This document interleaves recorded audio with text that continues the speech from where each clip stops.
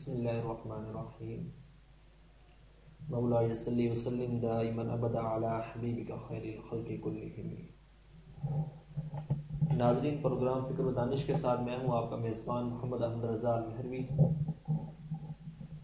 سب سے پہلے کچھ اس پروگرام کے بارے میں۔ اللہ تبارک و تعالیٰ نے جب انسانوں کو پیدا فرمایا، انسان زمین پر آئے حضرت آدم علیہ السلام کے ذریعے سے، سب سے پہلے وہ تشریف لائے۔ اللہ تبارک و تعالیٰ نے انسانوں کی ہر طرح کی رہنمائی کے لیے انبیاء کرام علیہ السلام کو بھیجا۔ انبیاء کرام علیہ السلام جو ہماری رہنمائی فرماتے ہیں، وہ رہنمائی صرف اور صرف عبادات کی حد تک نہیں ہے، یعنی اس میں نماز، روزہ، زکوٰۃ، حج، صرف یہ چیزیں نہیں ہیں، بلکہ انبیاء کرام کی رہنمائی جو ہے وہ کائنات تک ہے اور انسانوں کے لیے ہے۔ وہ صرف اور صرف عبادات تک مختص نہیں ہے۔ اس کی وجہ یہ ہے کہ اللہ تبارک و تعالیٰ نے ساری کائنات کو جو تشکیل دیا ہے، جس میں یہ ہماری زمین ہے، ہمارا سولر سسٹم ہے، ہماری ملکی وے ہے، اس کے علاوہ دیگر کہکشائیں ہیں، یہ سب کچھ اس کا کسی نہ کسی طرح سے کوئی نہ کوئی تعلق جو ہے وہ انسان کے ساتھ ہے، جس کو یہاں سے سمجھا جا سکتا ہے۔ اگر ہم اس کا فرسٹ پوائنٹ لیں تو اللہ تبارک و تعالیٰ نے ان سب چیزوں میں ہمیں غور و فکر اور تدبر کرنے کا حکم دیا۔ قرآن پاک جا بجائے ارشاد فرماتا ہے لعلکم تتفکرون افلا یتدبرون لآیات لأولی الالباب، کہ ان سب چیزوں میں، سورج میں، چاند میں، ان کہکشاؤں میں، ان سیاروں میں تمہارے لیے نشانیاں ہیں، عقل والوں کے لیے نشانیاں ہیں، غور اور فکر اور تدبر کرنے والوں کے لیے نشانیاں ہیں۔ لیکن افسوس طرب امر یہ ہے کہ ہمارے ہاں آج کل اسلام کو، دین کو، مذہب کو فقط عبادات کے ساتھ مختص کر دیا گیا ہے، جس کا نتیجہ یہ ہے کہ ہماری آنے والی نسلیں اور نوجوان نسل اور وہ ہمارے حضرات جو ماڈرن ایجوکیشن پڑھ رہے ہیں، ماڈرن لاز پڑھ رہے ہیں، ان کا ایک نظریہ بنتا جا رہا ہے کہ شاید دین اور اسلام کے اندر یہ چیزیں ہے ہی نہیں، یا دین کے نزدیک یہ چیزیں غلط ہیں، حالانکہ ایسا نہیں۔ جب ہم آقا علیہ الصلوۃ والسلام پر نازل ہونے والی پہلی وحی دیکھتے ہیں، ارشاد ہوتا ہے اعوذ باللہ من الشیطان الرجیم اقرأ بسم ربک الذی خلق خلق الانسان من علق۔ تو اس آیہ کریمہ یہ جو حصہ ہے خلق الانسان من علق کا، اس کا تعلق تو نماز کے ساتھ نہیں ہے، عبادات کے ساتھ نہیں ہے، اس کے اندر تو روزے کا ذکر بھی نہیں ہے، زکوٰۃ کا ذکر نہیں ہے، حج کا ذکر نہیں ہے، آپس کے معاملات کا ذکر نہیں ہے، اس کے اندر تو لین دین کا ذکر نہیں ہے، ثواب و جزا کا ذکر نہیں ہے، اس کے اندر اللہ تبارک و تعالیٰ کی وحدانیت کا ذکر بھی نہیں ہے، اس کے اندر آقا علیہ الصلوۃ والسلام کی نبوت اور رسالت کا ذکر بھی نہیں ہے، بلکہ آیہ کریمہ کا یہ حصہ جو ہے، یہ ماڈرن ایجوکیشن یا ماڈرن میڈیکل سائنسز جو ہے اس کا ایک حصہ، ایمبریالوجی، اس کی ڈیفینیشن بنتی ہے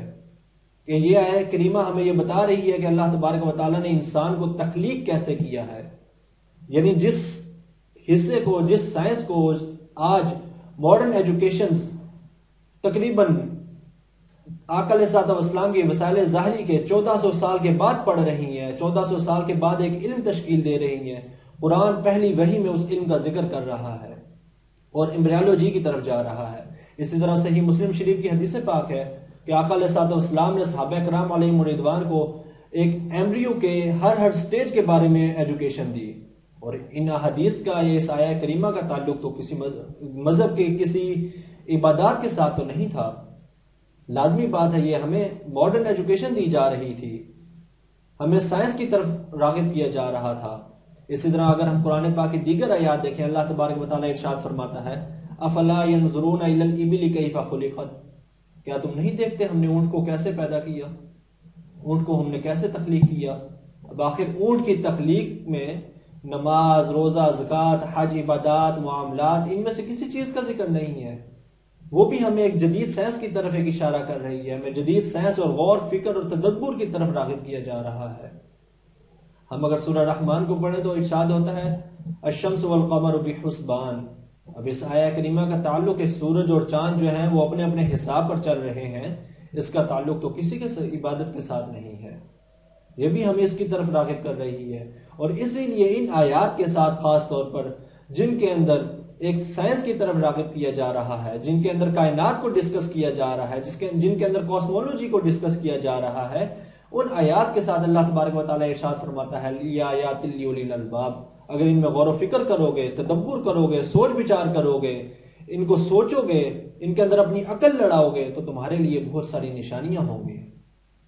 اور ہمارے انشاءاللہ عز و جل ہمارا جو یہ موضوع ہے، ہمارا یہ پروگرام ہے، یہ اسی حوالے سے ہے کہ دنیا کے جو جدید ایجوکیشنز ہیں، جدید تعلیم ہے، جدید لاز ہیں، جو آج کل دنیا کے اندر ڈسکس کیے جا رہے ہیں، ان کا اسلام کے ساتھ کیا تعلق ہے۔ اسلام ان چیزوں کو منع نہیں کرتا، اسلام ان چیزوں کو بند نہیں کرتا۔ اسلام فقط عبادات کا نام نہیں ہے، اسلام فقط ریاضت کا نام نہیں ہے، اسلام فقط معاملات کا نام نہیں ہے، بلکہ اگر میں کہوں کہ اسلام 1400 سال پہلے بھی اس دور کے مطابق ماڈرنزم کا بہترین نمونہ تھا، اور آج کے دور میں بھی اسلام ماڈرنزم کا بہترین نمونہ ہے، اور قیامت تک کے لیے اسلام سے زیادہ بہترین ماڈرنزم کسی کے پاس نہیں ہو سکتی۔ اور ہمارا یہی موضوع ہوگا کہ ہم اپنے ہر پروگرام کے ذریعے سے اسلام اور جدید سائنسز کے درمیان جو گیپ آ گیا ہے، جو ہماری تعلیم کے اندر گیپ آ گیا ہے، جو ہماری نظروں کے اندر گیپ آ گیا ہے، ہم اس گیپ کو ختم کریں اور اسلام اور ماڈرن ایجوکیشن کو ساتھ لے کر چلیں۔ اور یہی وجہ ہے مسلمانوں کی تنزلی کی، کہ ایک وقت تھا کہ جب مسلمان سائنس اور ترقی میں، سائنس اور جدید ایجوکیشنز میں ترقی کر رہے تھے، ان کے پاس اسلام بھی تھا، وہ قرآن اور سائنس کے محدثین بھی تھے، مفسرین بھی تھے، لیکن دوسری طرف وہ جابر بن حیان، ابو نصر الفارابی جیسے شخصیات بھی پیدا کر رہے تھے۔ ناظرین، یہ مختصر سا ہمارے پروگرام کا تعارف ہے۔ اس کے بعد ہم چلتے ہیں اپنے پروگرام کے پہلے حصے کی طرف، جس کے اندر ہم آج سب سے پہلے آقا علیہ الصلوۃ والسلام پر درود پاک پڑھنے کے فضائل بیان کریں گے، تاکہ ہمارے پروگرام کی ابتدا آقا علیہ الصلوۃ والسلام پر درود پاک پڑھنے کے ذریعے سے ہو، اور اس کا دوسرا حصہ یا آنے والے متصل پروگرام، ان کے اندر قرآن پاک کا تعارف، قرآن پاک کی اہمیت، کہ آخر ہمارے لیے قرآن کیوں ضروری ہے۔ کیا آج بھی جب ہماری سائنس اس قدر ترقی کر گئی ہے، ہم زمین سے نکل کے دیگر سیاروں پر جا رہے ہیں، ہم چاند تک گئے، اب ہم چاند سے اوپر جانے کا سوچ رہے ہیں، کیا اب بھی قرآن ہمارے لیے رہنمائی کرتا ہے؟ کیا اب بھی قرآن ہمارے لیے ضروری ہے؟ اسی طرح آقا علیہ الصلوۃ والسلام کی احادیث طیبہ کا مطالعہ کریں گے، ان کی اہمیت جانچیں گے، اس کے بعد ہم اپنے پروگرام شروع کریں گے۔ چلتے ہیں اپنے پہلے حصے کی طرف۔ اللہ تبارک و تعالیٰ نے قرآن پاک میں آقا علیہ الصلوۃ والسلام کے لیے ارشاد فرمایا، اعوذ باللہ من الشیطان الرجیم، ان اللہ وملائکتہ یصلون علی النبی یا ایھا الذین آمنوا صلوا علیہ وسلموا تسلیما، کہ بے شک اللہ تبارک و تعالیٰ اور اس کے فرشتے درود بھیجتے ہیں اس نبی پر، غیب بتانے والے نبی پر، اے ایمان والو تم بھی ان پر درود بھیجا کرو اور سلام بھیجا کرو۔ ناظرین، عربی گرامر کے اعتبار سے یہ آیہ کریمہ جملہ اسمیہ بنتی ہے۔ جملہ اسمیہ اس کو کہتے ہیں جو اسم سے شروع ہوتا ہو، اور اس کی ایک خاصیت یہ ہے کہ جملہ اسمیہ کے اندر استمرار ہوتا ہے، ریگولرٹی ہوتی ہے، ایک عادت بیان کی جاتی ہے، ہیبٹ بیان کی جاتی ہے۔ اب اللہ تبارک و تعالیٰ کے لیے ہم عادت کا لفظ تو نہیں بولتے، اللہ تبارک و تعالیٰ کی سنت ٹھہرتی ہے، جیسے ان اللہ علی کل شیء قدیر، ان اللہ سمیع علیم۔ یہ آیات جو ہیں، یہ جملہ اسمیہ ہے، ان کا کسی زمانے کے ساتھ تعلق نہیں ہے، اور اس کی اندازہ یعنی اس کی اہمیت یہ ہے کہ جب اس کا کسی زمانے کے ساتھ تعلق نہیں ہے تو اس کے اندر اختتام نہیں ہے، یہ ختم نہیں ہو سکتا۔ وہ چیز، وہ جملہ جس کا کسی زمانے کے ساتھ تعلق ہو، مثال کے طور پر اگر ہم مثال میں زید ابھی کھا رہا ہے تو کچھ ٹائم کے بعد وہ کھانا بند کر دے گا، زید کچھ گھنٹے بعد کھائے گا تو وہ بھی نہیں کھا رہا، ابھی عدم ہے، بعد میں اس کا وجود ہوگا۔ لیکن جب جملہ اسمیہ ہوتا ہے کہ زید کھاتا ہے تو اس کا مطلب ہے وہ کسی وقت بھی کھا سکتا ہے، کھانا اس کی عادت ہے، اس کی ضرورت ہے۔ اسی طرح یہ آیات کریمہ ان اللہ سمیع علیم، اللہ تبارک و تعالیٰ سننے اور جاننے والا ہے، یہ آیت یہ نہیں ہے کہ اللہ تبارک و تعالیٰ معاذ اللہ اب سن رہا ہے تو نقل کفر نباشت کے بعد میں نہیں سنے گا معاذ اللہ۔ ان اللہ علی کل شیء قدیر، اللہ تبارک و تعالیٰ ہر چیز پر قادر ہے، وہ ہمیشہ سے قادر ہے، وہ ہمیشہ قادر رہے گا، وہ ہمیشہ سے سن رہا ہے، وہ ہمیشہ سے جانتا ہے، وہ ہمیشہ تک جانتا ہے۔ اسی طرح یہ آیہ کریمہ جو ہے ان اللہ وملائکتہ یصلون علی النبی، یہ بھی اللہ تبارک و تعالیٰ کی سنت کریمہ ہے، اس کے اندر بھی ریگولرٹی ہے، اس کے اندر بھی استمرار ہے۔ یعنی کہ اللہ تبارک و تعالیٰ جب سے ہے ہمیشہ سے ہے، اللہ تبارک و تعالیٰ آقا علیہ الصلوۃ والسلام پر درود پڑھ رہا ہے۔ اور اللہ تبارک و تعالیٰ نے جب فرشتوں کو تخلیق فرمایا تو فرشتوں کو بھی درود پڑھنے کا حکم دیا، اور یہ ہمیشہ تک اللہ تبارک و تعالیٰ پڑھتا رہے گا اور بھیجتا رہے گا۔ اور ہمارے علماء فرماتے ہیں کہ یہی وجہ ہے کہ جب کل من علیہا فان، ہر چیز فنا ہو جائے گی، لیکن اللہ تبارک و تعالیٰ کے صفات، اللہ تبارک و تعالیٰ کی سنتیں اس وقت بھی زندہ ہوں گی، تو ان سنتوں میں اللہ تبارک و تعالیٰ کی یہ سنت بھی زندہ ہوگی کہ خالق کائنات آقا علیہ الصلوۃ والسلام پر درود بھیج رہا ہوگا، آقا علیہ الصلوۃ والسلام کے مقام اور منزلت اور معرفت کو بڑھا رہا ہوگا، اس وقت بھی حضور کا مقام بلند ہو رہا ہوگا۔ جب کائنات کی سب مخلوق ختم ہو جائے گی، اللہ تبارک و تعالیٰ کی سنتیں باقی ہوں گی۔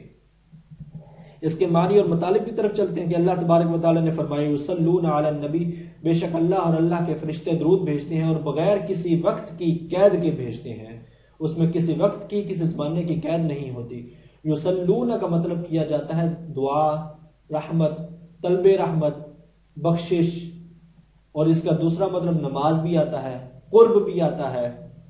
جب یصلون یا صلاۃ یا یصلی کا لفظ اللہ تبارک و تعالیٰ کے لیے بولا جائے، اللہ تبارک و تعالیٰ کی طرف سے آقا علیہ الصلوۃ والسلام پر بولا جائے، تو اس کا مطلب ہوتا ہے رحمت بھیجنا،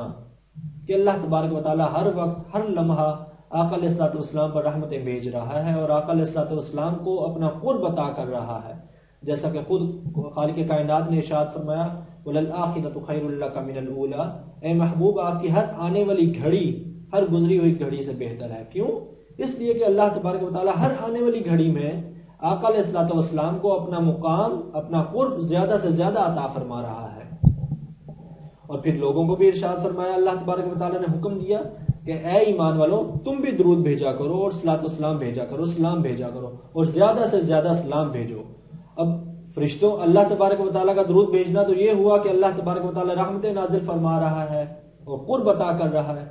فرشتوں کا درود بھیجنا یہ ہے کہ فرشتے آقا علیہ الصلوۃ والسلام کی بارگاہ میں درود بھیج کر اپنے لیے طلب رحمت کرتے ہیں، اپنے لیے اللہ تبارک و تعالیٰ سے رحمت طلب کرتے ہیں۔ اور ہمارا درود بھیجنا اس لیے ہے، ہمارے درود بھیجنے سے آقا علیہ الصلوۃ والسلام کا کوئی فائدہ نہیں ہے، وہ در حقیقت فائدہ ہمارا ہے۔ جب ہم حضور کی ذات پر درود پاک بھیجتے ہیں تو اللہ تبارک و تعالیٰ ہم پر اپنی رحمتیں نازل فرماتا ہے، اور اسی طرح ہمارا درود بھیجنا جو ہے وہ دعائے رحمت ہے۔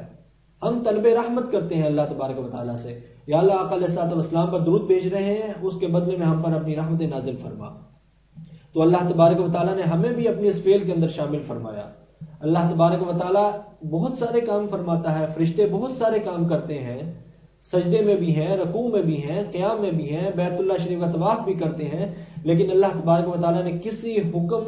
کسی فعل کا حکم اس طریقے سے نہیں دیا، بلکہ اس فعل کا حکم جو وہ خود بھی فرماتا ہے، فرشتوں کو بھی کرواتا ہے اور ہمیں بھی اس کا حکم دیتا ہے، وہ صرف اور صرف یہ فعل ہے کہ آقا علیہ الصلوۃ والسلام پر درود بھیجو اور سلام بھیجو، اور اللہ تبارک و تعالیٰ اور اس کے فرشتوں کے ساتھ اس فعل میں جو ہے وہ اکٹھے ہو جاؤ، جمع ہو جاؤ۔ ناظرین حدیث طیبہ کی طرف چلتے ہیں اور اسی کے مطالب کی طرف چلتے ہیں کہ یصلی کا مطلب قرب کیسے ہو سکتا ہے۔ اللہ تبارک و تعالیٰ نے قرآن پاک میں ایک اور آیہ کریمہ میں ارشاد فرمایا تصلیٰ نارا حامیہ، جب انہیں آگ کے اندر پھینک دیا جائے گا۔ عربی زبان میں ہر لفظ کا ایک روٹ ورڈ ہوتے ہیں، ایک بنیادی لفظ ہوتا ہے۔ لفظ صلاۃ، یصلون، صلاۃن، تصلی، ان سب کا ایک روٹ ورڈ ہے، وہ ہے صاد، لام اور یہ۔ صاد، لام اور یہ کا مطلب قرب، ملنا، قریب ہو جانا ہوتا ہے۔ اس لیے جب ہم نماز پڑھتے ہیں تو ہمیں اللہ تعالیٰ کے قریب کرتی ہے، قرب عطا کرتی ہے۔ جب ہم حضور پر درود پاک بھیجتے ہیں تو ہمیں اسے آقا علیہ الصلوۃ والسلام کا قرب عطا ہوتا ہے، اور جب اللہ تبارک و تعالیٰ آقا علیہ الصلوۃ والسلام پر درود پاک بھیجتا ہے تو وہ آقا علیہ الصلوۃ والسلام کو اپنا زیادہ سے زیادہ قرب عطا فرماتا ہے۔ اور یہی لفظ صلاۃ کا مطلب ہے، اور یہی ہمارے لیے مقصد ہے کہ ہم حضور پر درود بھیجیں۔ اور درود کیوں بھیجیں؟ وہ قرآن پاک اسی آیت سے ثابت ہے کہ تاکہ ہمیں آقا علیہ الصلوۃ والسلام کا زیادہ سے زیادہ قرب حاصل ہو۔ آقا علیہ الصلوۃ والسلام نے ایک موقع پر ارشاد فرمایا، حضرت فضالہ بن عبید رضی اللہ تعالیٰ عنہ مروی ہے کہ فرماتے ہیں کہ ایک شخص مسجد میں آیا اور اس نے جلدی جلدی نماز پڑھی، اور نماز پڑھنے کے بعد دعا کرنے لگا اللہم اغفر لی وارحمنی، اے اللہ مجھے معاف فرما دے اور مجھ پر اپنا رحم فرما۔ جب وہ یہ دعا کر لی اس نے تو آقا علیہ الصلوۃ والسلام نے ارشاد فرمایا عجلتا ایھا المصلی، اے نماز پڑھنے والے تو نے جلدی کی ہے۔ یا رسول اللہ کیا کرتا؟ فرمایا اذا صلیتا فقعدتا، جب تو نماز پڑھ دیتا تو بیٹھتا، سکون سے بیٹھتا، فاحمد اللہ بما هو اہلہ، تو اللہ تبارک و تعالیٰ کی حمد و ثنا بیان کرتا، اس کی شان اس کی ثنا بیان کرتا، اس کی حمد بیان کرتا، وصلی علیہ، اور اس کے بعد مجھ پر درود پاک پڑھتا۔ یہ حضور خود تعلیم فرما رہے ہیں کہ جب نماز پڑھو تو اللہ تبارک و تعالیٰ کی حمد و ثنا کرو، اس کے بعد مجھ پر درود پاک پڑھو، ثم ادعوہ، اس کے بعد اللہ تبارک و تعالیٰ کی بارگاہ میں دعا کرو۔ اسی طرح ایک اور شخص آیا تو آقا علیہ الصلوۃ، اس نے آ کر نماز پڑھی اور اس کے بعد فحمد اللہ تبارک و تعالیٰ کی حمد بیان کی، وصلی علی النبی، آقا علیہ السلام پر درود پاک پڑھا۔ پہلے نماز پڑھی، پھر اللہ تبارک و تعالیٰ کی حمد و ثنا بیان کی، پھر آقا علیہ السلام پر درود پاک پڑھا۔ فقال له النبی صلی اللہ تعالی علیہ وآلہ وسلم، تو اس کے لیے آقا علیہ السلام نے ارشاد فرمایا ایھا المصلی ادعو، تو جب اے نماز پڑھنے والے اب تو دعا کر، تیری دعا قبول کی جائے گی۔ اب تو جو بھی دعا کرے گا اللہ تبارک و تعالیٰ تیری دعا قبول کرے گا۔ کیوں؟ اس کا فارمولہ کیا عطا کیا کہ نماز پڑھو اور نماز پڑھ کے فوراً دعا پڑھ کے بھاگنے کی کوشش مت کرو۔ نماز پڑھو، اللہ تبارک و تعالیٰ کی نماز کے بعد حمد و ثنا بیان کرو، اس کے بعد آقا علیہ السلام پر درود و سلام پڑھو، اس کے بعد اللہ تبارک و تعالیٰ کی بارگاہ میں دعا کرو۔ یہ درود پاک کی فضیلت ہے کہ اللہ تبارک و تعالیٰ اس درود پاک اور حمد و ثنا کے بدلے میں ہماری دعا قبول فرماتا ہے۔ اور پھر آقا علیہ السلام نے ارشاد فرمایا، حضرت ابو ہریرہ رضی اللہ تعالیٰ عنہ مروی ہے کہ لا تجعلوا بیوتکم قبورا، اپنے گھروں کو قبریں مت بناؤ، یعنی کہ ویران مت کر لو اپنے گھروں کو۔ ولا تجعلوا قبری عیدا، اور میری قبر کو، میرے مزار کو عید مت بناؤ، یعنی کہ جیسے عید سال میں 2 بار آتی ہے، ایسا یہ نہ ہو کہ تم میری قبر پر، میرے مزار پر سال میں 1 بار یا سال میں 2 بار آؤ۔ اور پھر فرمایا وصلوا علی فإن صلاتکم تبلغنی حیث کنتم، اور مجھ پر درود پاک پڑھا کرو کہ تم جہاں کہیں بھی ہوگے کائنات میں، تم جہاں کائنات کے کسی بھی کونے میں کھڑے ہو کر، کسی بھی کونے میں بیٹھ کر میری ذات پر درود پاک پڑھو گے، تبلغنی حیث کنتم، وہ درود، تمہارا درود پڑھنا وہ مجھ تک پہنچ جائے گا۔ اور پھر آقا علیہ السلام ارشاد فرماتے ہیں، حضرت عبداللہ ابن مسعود رضی اللہ تعالیٰ عنہ مروی ہے، جو ہم نے آیہ کریمہ کا مطلب بیان کیا کہ صلاۃ کا مطلب قرب بھی ہوتا ہے، اس کے بدلے میں ہمیں آقا علیہ السلام کا قرب نصیب ہوتا ہے۔ اب اسی مطلب پر، اسی مفہوم پر آقا علیہ السلام کی حدیث مبارکہ شاہد ہے کہ حضرت عبداللہ ابن مسعود رضی اللہ تعالیٰ عنہ فرماتے ہیں کہ آقا علیہ السلام نے ارشاد فرمایا اول الناس بی یوم القیامہ، قیامت والے دن میرے سب سے زیادہ قریب وہ شخص ہوگا، اول الناس، لوگوں میں سب سے زیادہ قریب میرے وہ شخص ہوگا قیامت والے دن، اکثرہم علیہ صلاۃ، جو مجھ پر سب سے زیادہ درود پاک پڑھتا ہوگا۔ ناظرین دیکھیے کہ آقا علیہ السلام پر درود پاک پڑھنے کا حکم پہلے اللہ تبارک و تعالیٰ نے دیا، پھر آقا خود فرماتے ہیں کہ نماز پڑھو، نماز کے بعد اللہ تبارک و تعالیٰ کی حمد و ثنا کرو، حمد و ثنا کے بعد مجھ پر درود پاک پڑھو، اور درود پاک کے بعد پھر اللہ تبارک و تعالیٰ کی بارگاہ میں دعا کرو۔ اور پھر آقا علیہ السلام خود فرما رہے ہیں کہ جو مجھ پر سب سے زیادہ درود پاک پڑھتا ہوگا وہ قیامت والے دن میرے اتنا ہی زیادہ قریب ہوگا، اسے اتنا ہی میرا قرب حاصل ہوگا۔ اور لازمی سی بات ہے جو آقا علیہ السلام کے جھنڈے تلے ہوگا، جو قیامت والے دن حضور کے قرب میں ہوگا، جو قیامت والے دن آقا علیہ السلام کی معیت میں ہوگا، جو حضور کے قریب ہوگا، اسے اللہ تبارک و تعالیٰ کی بخشش اور رحمت بھی ضرور نصیب ہوگی۔ اور اسی طرح حضرت ابو ہریرہ رضی اللہ تعالیٰ عنہ مروی ہے کہ سوال پیدا ہو سکتا ہے ہمارے ذہنوں میں یا بعض ذہنوں میں کہ وہ وقت تو تھا جب آقا علیہ السلام حیات تھے، آج تو حضور کی وفات ظاہری ہو گئی ہے،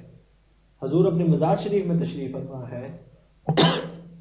کہ آج بھی آقا علیہ السلام کی بارگاہ میں ہمارا درود پہنچتا ہے؟ کہ آج بھی جب ہم درود پڑھتے ہیں تو آقا علیہ السلام کی بارگاہ میں اسی طرح پہنچتا ہے، حضور اسے سنتے ہیں؟ تو آئیے حدیث پاک میں دیکھتے ہیں۔ حضرت سیدنا ابو ہریرہ رضی اللہ تعالیٰ عنہ مروی فرماتے ہیں کہ آقا علیہ السلام نے ارشاد فرمایا دنیا میں کوئی شخص ایسا نہیں ہے کہ جب وہ مجھ پر سلام پڑھے تو اللہ تبارک و تعالیٰ میری روح واپس نہ لوٹا دے، یعنی کہ جب بھی کوئی شخص سلام پڑھتا ہے تو اللہ تبارک و تعالیٰ آقا علیہ السلام کی روح واپس لوٹا دیتا ہے۔ اس کا نتیجہ کیا؟ حضور فرماتے ہیں یہاں تک کہ میں ہر سلام کرنے والے کو اس کے سلام کا جواب خود دیتا ہوں۔ یعنی حضور پر اگر ہم یہاں پر بیٹھ کے الصلاۃ والسلام علیک یا رسول اللہ پڑھتے ہیں تو آقا علیہ السلام ہمارے صلات اور ہمارے سلام کا جواب خود عطا فرما رہے ہیں۔ اور اسی طرح آقا علیہ السلام نے ارشاد فرمایا کہ بلا شبہ اللہ تعالیٰ نے زمین میں بعض گشت کرنے والے فرشتے ایسے ہیں جن کی یہ ڈیوٹی لگا رکھی ہے کہ وہ کائنات میں جہاں کہیں بھی مجھ پر درود پاک پڑھا جاتا ہے، مجھ پر سلام پڑھا جاتا ہے، ان فرشتوں کی ڈیوٹی ہے وہ جا کے آقا علیہ السلام کو عرض کرتے ہیں یا رسول اللہ آپ کے فلاں امتی نے فلاں بن فلاں نے فلاں جگہ سے آپ پر درود اور سلام بھیجا ہے۔ اس کی مفسرین یا محدثین اس کی توجیہ اس طرح سے کرتے ہیں کہ آقا علیہ السلام پر جب کوئی شخص درود پاک پڑھتا ہے، وہ اگر چلتے پھرتے اٹھتے بیٹھتے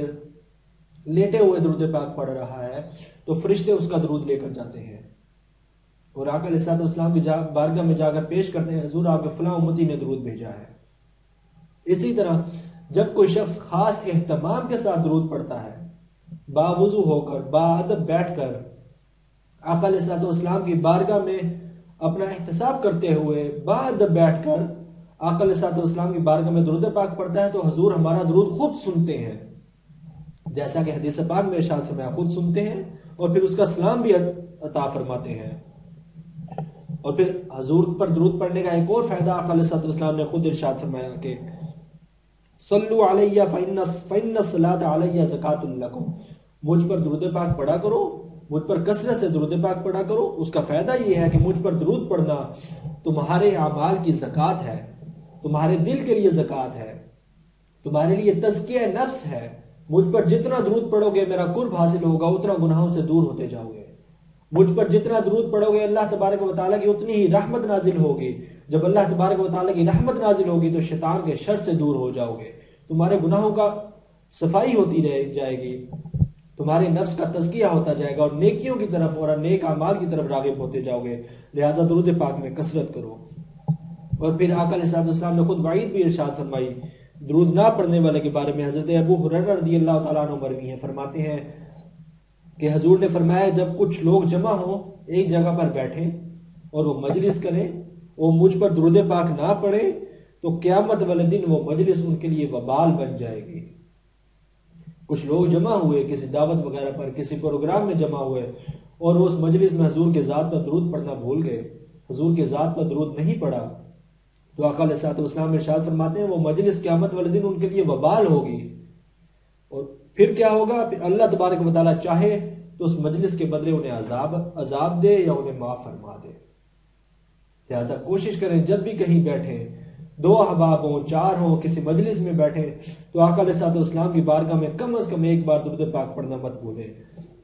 اور پھر حضور خود ارشاد فرماتے ہیں، حضرت امام حسین رضی اللہ تعالیٰ عنہ مروی ہیں،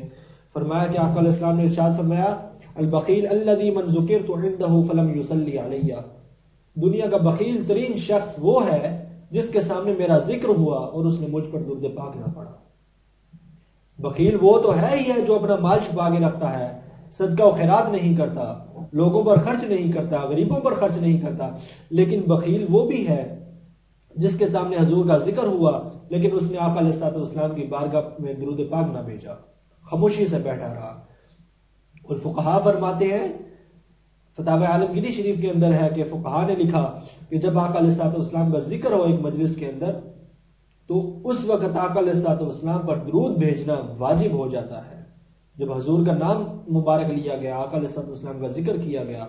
تو حضور پر درود بھیجنا واجب ہو جاتا ہے۔ اور آقا علیہ السلام پھر خود فرماتے ہیں ایک اور حدیث پاک میں، صحابہ کو فرمایا کہ الا اخبرکم بابخل الناس، کیا میں تمہیں خبر نہ دے دوں دنیا کا بخیل ترین شخص کون ہے، یا لوگوں میں سب سے زیادہ بخیل شخص کون ہے؟ یا رسول اللہ بتائیے کون بخیل ہے؟ تو آقا علیہ السلام نے ارشاد فرمایا بخیل وہ شخص ہے جس کے سامنے میرا ذکر ہو اور وہ مجھ پر درود پاک نہ پڑھے۔ ناظرین دیکھیے کہ جیسے درود پاک پڑھنے کے فضائل بھی ہیں، اسی طرح آقا علیہ السلام نے درود پاک نہ پڑھنے کی اور حضور کی ذات پر درود نہ بھیجنے کی وعیدیں بھی ارشاد فرمائی ہیں۔ ایک اور حدیث پاک میں ارشاد فرمایا کہ جو مجھ پر درود پاک پڑھنا بھول گیا گویا وہ ایسے ہے جیسے وہ جنت کا راستہ ہی بھول گیا۔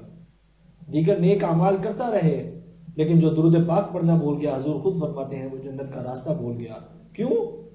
جب درود نہیں پڑھے گا تو آقا علیہ السلام کا قرب نصیب نہیں ہوگا،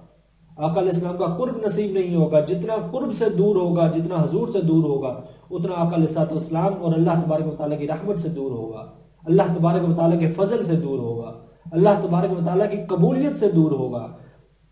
اگر نماز کی قبولیت کے لیے بھی شرط یہ ہے کہ نماز کے اندر بھی ہم نے السلام علیکم ایھا النبی پڑھنا ہے کہ اے نبی آپ پر سلام ہو، اللہم صلی علی محمد وعلی آل محمد پڑھنا ہے، وہ بھی لازم ہے۔ اور نماز کے بعد بھی حضور نے تعلیم فرمایا کہ جب نماز پڑھ لو تو دعا سے پہلے اللہ تبارک و تعالیٰ کی حمد و ثنا کرو، اس کے بعد مجھ پر درود پاک پڑھو، پھر اللہ تبارک و تعالیٰ کی بارگاہ میں دعا کرو تو تمہاری دعا قبول کی جائے گی۔ تو لازمی سی بات ہے جو شخص درود پاک سے دور ہو گیا تو اس کی دعا بھی رد ہو گئی، جیسا کہ ایک حدیث پاک میں ارشاد ہے کہ جب انسان دعا کرتا ہے تو اس کی دعا آسمان اور زمین کے درمیان میں لٹک جاتی ہے، وہ اوپر نہیں اٹھتی، گویا کہ وہ قبولیت کے درجے کو نہیں پہنچتی۔ کیوں کہ حضور نے ارشاد فرمایا کہ اس کے اول و آخر وہ درود پاک نہیں پڑھتا۔